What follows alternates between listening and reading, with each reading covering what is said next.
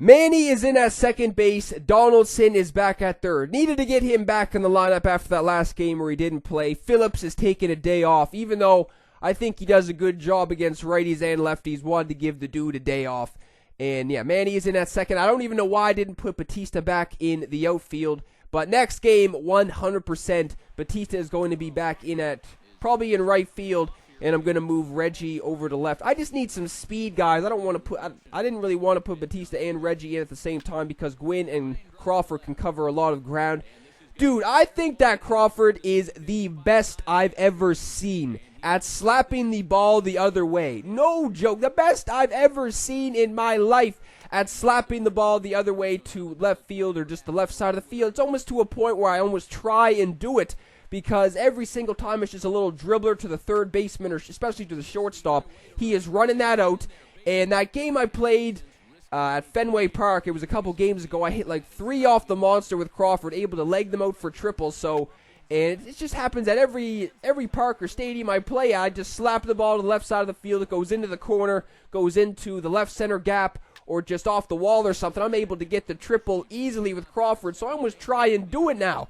But I'm making some noise in the top of the first, able to cash in a run, even though I had the bases loaded. Could have been more deadly than it was. Reggie Jackson is able to get the RBI on the ground out to second base right there. This guy actually had a pretty decent team. And I thought that this would have been the 97 overall Hanley until this guy was able to leg out that ground ball to second base right there. This guy probably, well, he did, fell out the Marlins set. So I'm guessing this guy also had Jose Fernandez. Thank God I wasn't facing him this game, if he still had him on the team. I don't know why this guy's trying to take off Yogi Berra with the gun, able to gun him out, so this guy wasn't able to get anything after he had a man on. Gwynn, dude, Gwynn has been heating up. Gwynn slowed down for the longest time. I remember Gwynn was hitting about 360.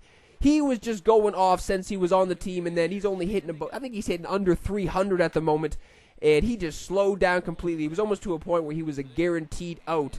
But he has been heating up a little bit lately. That is also why I kind of kept him in this game as well. He does good against righties and lefties too. Like, some guys only do good against righties, some guys only do good against lefties. Gwynn does good against both. So it's always good to have guys like that in the lineup. Cal Ripken has been on a mission as well since he has been on the team, but he's not able to get a base hit right there. Corey Kluber he almost went for the perfect game in the last video, but dude left in about the 7th inning or something, so Kluber was back on the mound again. It was a good thing that this guy was back on the mound again after almost throwing that perfect game. So I'm still looking for pitchers too, man. Like, that is, I don't know. Pitching is just it's just been up in the air since I've been on the game. Like I've been saying, Sky almost goes deep right there. But yeah, pitching is must needed. I'm looking to get probably Jose Fernandez or something like that, because that has been the number one guy that people have been suggesting me to get. And yeah, Jose Fernandez was definitely number one. I forget who the other guys were. I noticed that Tim Lincecum dropped a significant amount, like a lot, since he first went on the market. Like, dude was going for around 400,000, 300,000, 200 and something thousand for the longest time. Now he's down to, he got down to lower than that flashback Felix Hernandez. Like, yesterday I saw that Lincecum was going for around 125,000 or something like that, and that King Felix was going for around 137,000. So I don't know. That Lincecum doesn't. He has really good, I think he has good Ks per 9, good stamina, and he also has like a 97 break or something. So I might, maybe, I don't know, but Jose Fernandez is going for about half the price that Lincecum is going. Plus, Fernandez throws heat. Lincecum just has good junk and stuff like that. So I don't know what's going to happen, but I need pitching bad, like very, very bad, and it's still up in the air. So yeah, I'm probably going to try and pick up. I don't want to go after these guys who are only going for around 20-something thousand, like the Scherzers and the, who else? The fucking Steven Strasburgs and those guys, because I did use that Steven Strasburg, wasn't a big fan, haven't used like Scherzer or anything yet.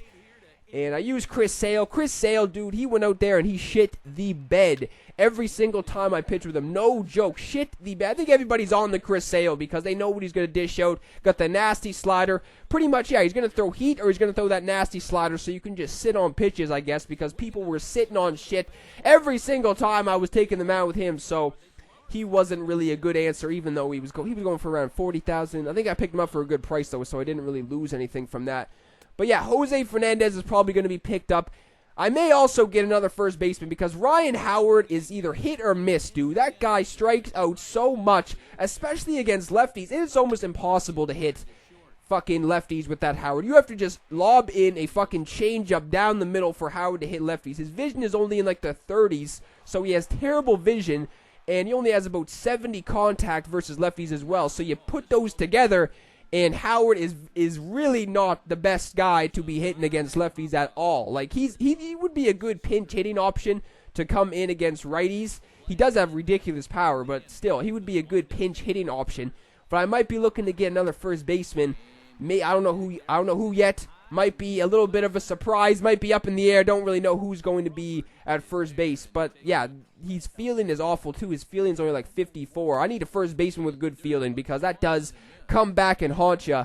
And I did have Prince Fielder before Howard, and those guys might have the worst fielding for first baseman in the game. So I'm looking to get a guy who can get it done at the plate and in the field. So it's still looking, I don't know what's going to happen at first base. But anyway, back to this game. We're now in the 6th. I got the 2-0 lead.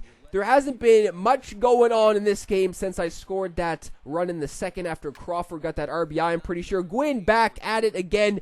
He's heating up, man. He's heating up. Everybody's been telling me to get rid of Gwynn, get him out of the outfield, but he has been heating up, so I don't know what to do. But then Kluber is swinging and missing. No surprise. Was actually kind of thinking about putting a pinch hitter in right there, but we're only in the 6th inning, so that is, I don't know. He was pitching good, so that was kind of early, I guess. But I do have those guns in the bullpen in Betances and Miller and all those guys. This guy put in a pinch hitter, and he's driving one to left center. That wasn't able to split the gap or anything, so that is just a single. So he's got a guy on. He's trying to lay one down with, I don't know what the hell is going on with guys anymore, man. Every single guy I play is trying to lay down bunts, and then sometimes I lay down a bunt once every like 5 games, and then some people give me heat for that. So I don't know, man. I'm getting sick and tired of people laying down bunts against me, so if people start doing that against me, I'm just going to be fucking laying down bunts every time with Crawford if people go out there and start laying down bunts against me every time. Because that seems to be the case, and it's just like, what the fuck? If these people are doing it, why should you be doing the same shit to them?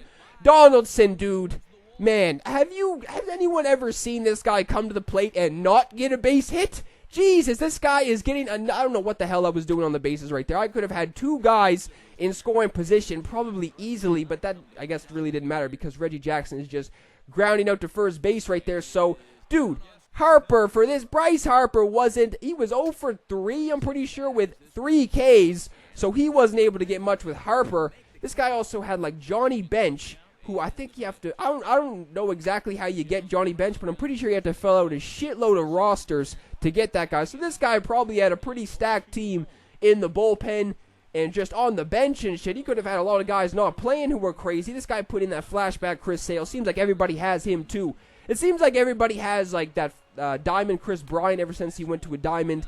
And it seems like everybody has that flashback Chris Sale as well.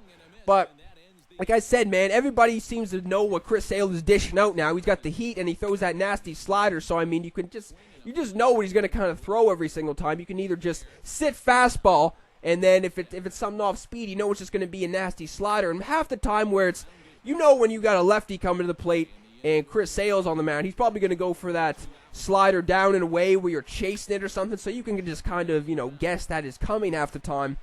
And yeah, that's pretty much the case with Chris Sale. I'm not making any noise again in the 8th inning. So, what am I talking about? This is the 9th. I got Fernando flashback Rodney in the game. Pick this guy up. I've been hearing this guy was crazy. And he does have 4 pitches. What the fuck is Yogi Berra doing right there, man? This guy didn't want to pick up the ball. So this guy's got a man on right now. Like, I don't know what the hell Yogi Berra was doing right there. The guy advanced to second base. This was the dumbest shit I've ever seen in my life. Why would you steal third with nobody out when you're down 2? This guy must have been on cocaine. Stealing third base with nobody out in the 9th inning.